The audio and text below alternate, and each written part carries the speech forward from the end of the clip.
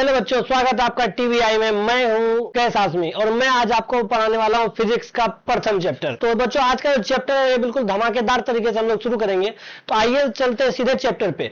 Chapter का नाम है प्रकाश का परावर्तन।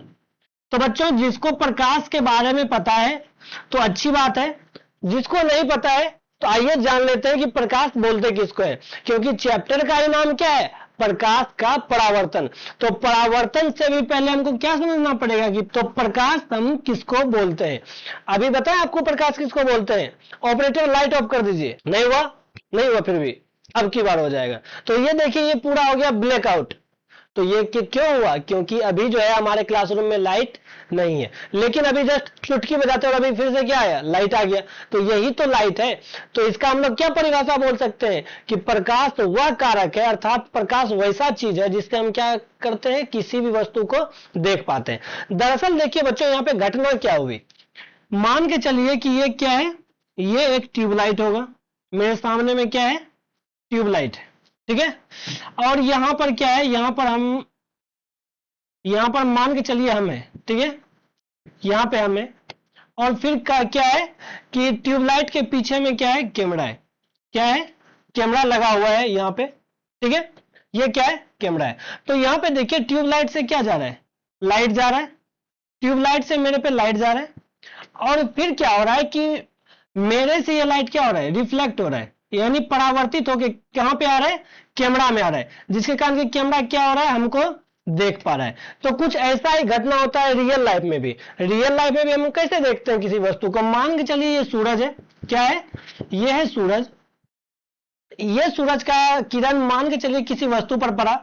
यहां पे एक वस्तु ए है, यहां पर आप लोग खड़े हैं, ठीक है।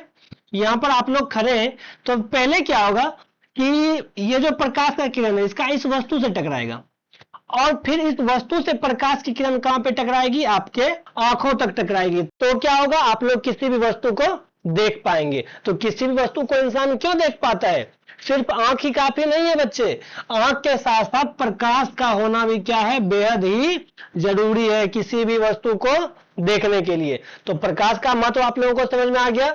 तो ठीक है बच्चों, अब चलिए थोड़ा सा आगे बढ़ते हैं। अब मान के चलिए यहां पे ये ट्यूबलाइट से प्रकाश निकल रहा है, यहां पे ये सूरज से प्रकाश निकल रहा है। तो जिस वस्तु से क्या हो, प्रकाश निकले, उसको हम लोग बोलते हैं, अर्थात लाइट सोर्स। क्या बोलते हैं, लाइट सोर्स। इसको हम बोल सकते हैं हिंदी में प्रकाश स्रोत। बताइए मेरे स्टूडियो में प्रकाश स्रोत क्या है, मेरे स्टूडियो में प्रकाश स्रोत ये ट्यूबलाइट है। लेकिन अगर अभी दिन होता, अगर आप मेरी वीडियो दिन में देख रहे तो उस समय प्रकाश स्रोत क्या है, उस समय प्रकाश स्रोत हो जाएगा ये सूर्य। अर्थात जिस भी वस्तु से प्रकाश निकले उसको क्या बोलेंगे, प्रकाश स्रोत बोलेंगे। बल्ब भी हो सकता है, ट्यूबलाइट हो सकता है, सूर्य हो सकता है, ये सभी क्या है, ये सभी प्रकाश स्रोत है। और यहां पर आप लोग ध्यान दीजिए बच्चों, मान के चलिए कि मेरे स्टूडियो में ट्यूबलाइट है, ठीक है। तो यहां पर क्या हो रहा है कि अगर लाइट चली जाए, क्या हो, अगर लाइट चली जाए तो फिर क्या ये बल्ब जलेगा, बिल्कुल नहीं जलेगा। तो लाइट क्यों निकलता है कि जब क्या होता है, एक ऊर्जा दूसरे ऊर्जा में कन्वर्ट होती है। आइए देखते हैं कैसे कन्वर्ट होती है। मान के चलिए क्या है, ट्यूबलाइट है।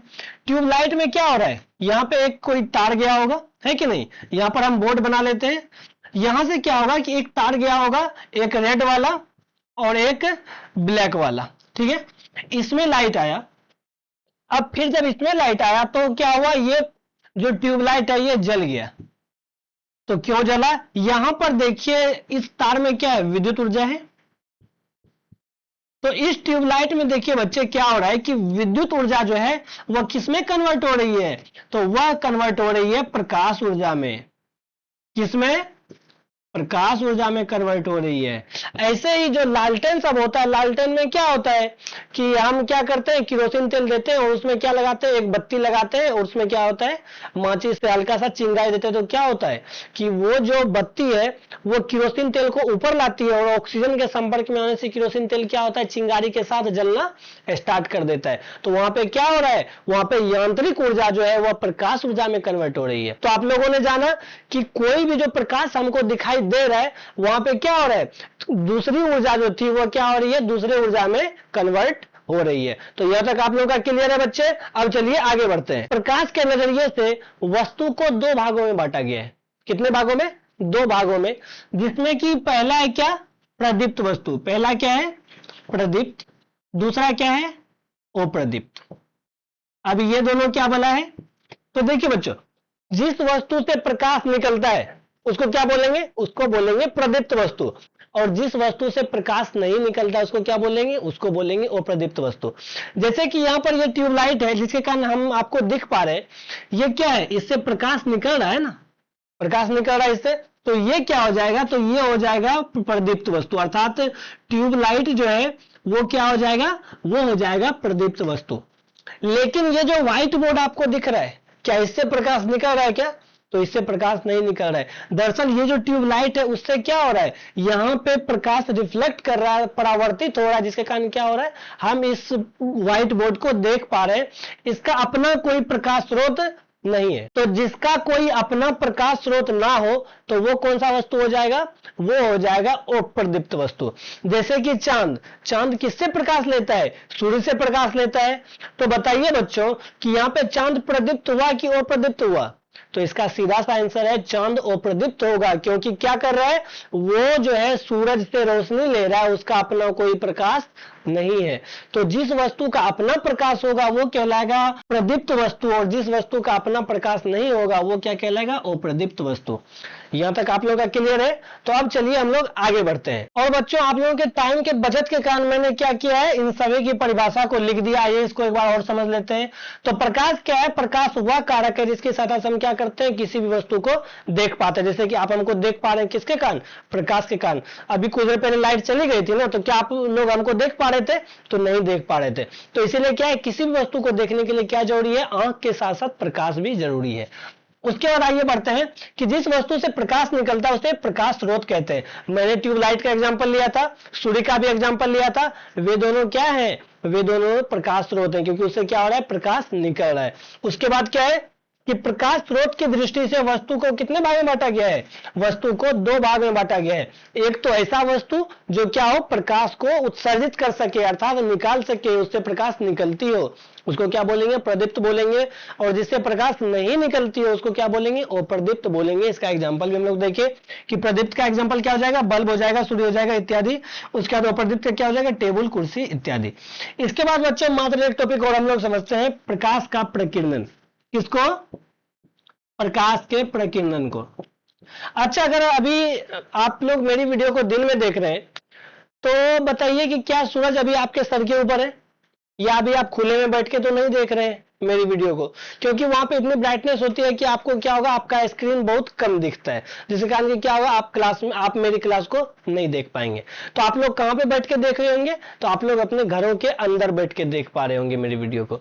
तो ऐसा क्यों हो रहा है कि जब सूर्य का प्रकाश, मान के चलिए कि ये क्या है, ये एक घर है, क्या है, ये एक घर है, यहां पे सूर्य है, ठीक है, और यहां पे क्या हो रहा है, ये प्रकाश आ रहा है, क्या हो रहा है, प्रकाश आ रहा है। तो अब बताइए, अगर आप लोग यहाँ पे क्या है, घर के अंदर हैं, तो बताइए ये तो सूरज के डायरेक्ट कांटेक्ट में नहीं है, तो फिर आप लोग कैसे मेरी वीडियो को देख पा रहे हैं, या आप लोग कैसे अपने घर के अंदर मौजूद वस्तुओं को देख पा रहे हैं। तो इसका कारण है प्रकाश का प्रकीर्णन।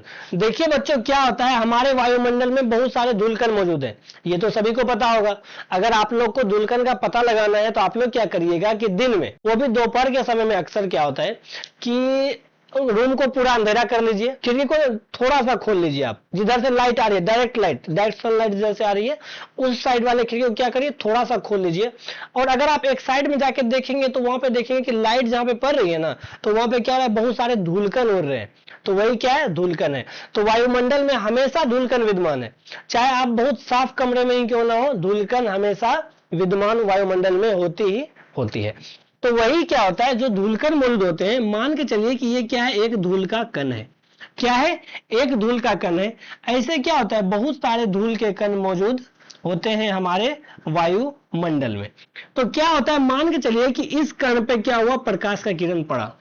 जब इस कण पे प्रकाश का किरण पड़ेगा तो क्या होगा कि ये जो कण है कुछ ऊर्जा को, कुछ प्रकाश को अपने अंदर एब्जॉर्ब कर लेगा, यानी अवशोषित कर लेगा, और बाकी ऊर्जा को क्या करेगा, बाकी ऊर्जा को चारों ओर फैला देगा, अर्थात बाकी जो लाइट है उसको क्या करेगा, उसको चारों ओर फैला देगा। तो बताइए बच्चों, ये जो चारों ओर फैलाया तो फिर इसके बाद भी तो धूलकण होगा, फिर क्या होगा कि ये जो लाइट है ये किस पे जाएगी, तो ये दूसरे धूलकण पे जाएगी, और दूसरा धूलकण भी क्या करेगा, वही सेम काम करेगा कि फिर ये भी क्या करेगा, कुछ ऊर्जा को अपने ओर अवशोषित कर लेगा खुद में, और बाकी को क्या होगा, बाकी को फैला देगा। तो बताइए बच्चों, ये साइकिल तब तक चलेगा जब तक क्या हो, सूर्य की ऊर्जा को पूरी तरह से धूलकण अवशोषित ना कर ले। इसीलिए अगर कोई बड़े हॉल में आप बैठे होंगे, मान के चलिए कि इतना बड़ा हॉल है, एक बहुत बड़े साइज का हॉल है, और यहाँ पे क्या हो रहा है, मात्र एक एंट्री गेट है, क्या है, मात्र एक एंट्री गेट है, तो फिर क्या होगा कि यहाँ जो सबसे लास्ट में है ना, यहाँ पे अंधेरा हो जाएगा। क्यों अंधेरा हुआ, क्योंकि यहाँ पर तो क्या हो रहा है, यहाँ पे प्रकाश की ऊर्जा जो धूलकण पे पड़ रही थी ये ज्यादा स्ट्रोंग थी, मजबूत थी, लेकिन जैसे जैसे आगे जाते जाएगा जाते जाएगा क्या होगा कि प्रकाश की ऊर्जा को धूलकण द्वारा अवशोषित कर लिया जाता है, और इससे क्या होगा, धीरे धीरे लास्ट में क्या हो जाएगा, यहाँ पे प्रकाश का किरण शून्य हो जाएगा। इसीलिए जो बड़ा वाला हॉल होता है उसके लास्ट में क्या होता है, प्रकाश का किरण नहीं पहुंच पाता है। तो आप लोग समझ गए कि आप जो घरों में बैठकर मेरी वीडियो देख पा रहे हैं वह किस कारण देख पा रहे हैं, तो प्रकाश के प्रकीर्णन के कारण देख पा रहे हैं। तो आइए क्या करते हैं, हम इसकी भी परिभाषा को लिख लेते हैं। इसकी परिभाषा लिखने से पहले बच्चों आप लोग क्या करिए कि कमेंट में 5 प्रदीप्त वस्तु और 5 अप्रदीप्त वस्तु का उदाहरण अभी तुरंत आप लिख करके कमेंट कर दीजिए, हम क्या करेंगे उसको देख लेंगे। तो आइए प्रकाश का प्रकीर्णन का परिभाषा लिखते हैं। तो इसका परिभाषा हो जाएगा, प्रकाश जब कणों पर पड़ता है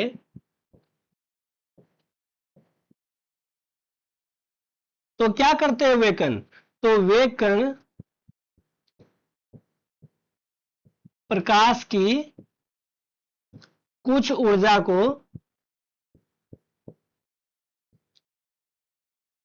अवशोषित कर लेते हैं, अर्थात अपने पास रख लेते हैं, तथा बाकी ऊर्जा को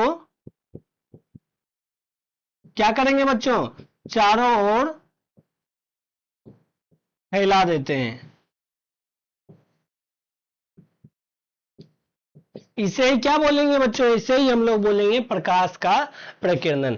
तो आज के लेक्चर में इतना ही। हम लोग थोड़ा थोड़ा लेकिन बहुत अच्छे तरीके से समझकर आगे बढ़ेंगे, जिससे क्या हो, आपके बोर्ड एग्जाम में आपको कोई भी दिक्कत ना आए। मिलेंगे अगले लेक्चर में, लेकिन उससे पहले अगर आपके कोई दोस्त है तो क्या कर सकते हैं, आप उसको भी ये क्लास शेयर कर सकते हैं, जिससे कि क्या हो कि आप दोनों ही मिलकर के क्या हो, बोर्ड में बहुत अच्छा मार्क्स ले पाए। तो ठीक है बच्चों, मिलते हैं अगले लेक्चर में, तब तक के लिए बाय बाय, टेक केयर।